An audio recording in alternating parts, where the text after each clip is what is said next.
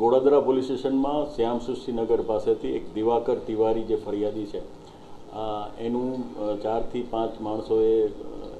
સ્કોર્પિયોમાં લઈ જઈને અપહરણ કરેલાની હકીકત પોલીસને જાણવા મળેલ જે સંદર્ભે પોલીસે તાત્કાલિક એક્શન લઈ જુદી જુદી ટીમો બનાવી અને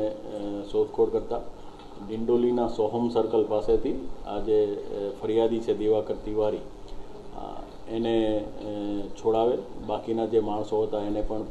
અટકાયતમાં લઈ અને પોલીસ સ્ટેશન લાવતા દિવાકર તિવારીએ ફરિયાદ આપેલ છે એ સંદર્ભે દિવાકર તિવારી અને એક છે પિયુષ અગ્રવાલ જે બંને પેકેજિંગનું કામ કરતા હતા ટેક્સટાઇલમાં એ બંનેને પૈસાની લેતી દેતીનો મામલો હતો એ સંદર્ભે જે આરોપી નંબર 1 છે પિયુષ અગ્રવાલ એને ફોન કરી અને શ્યામસૃષ્ટિ પાસે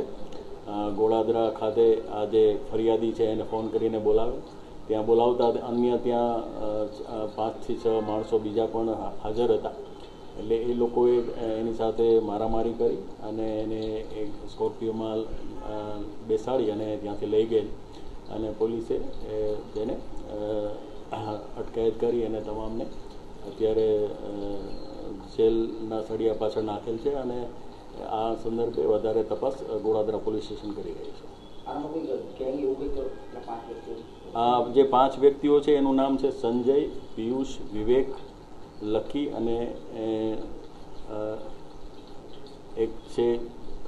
સુકુમાર એ આ 5 આરોપીઓ છે અને એક બાળ કિશોર પણ હોવાની શક્યતા છે જેની ખાતરી પોલીસ હાલ કરી રહી છે.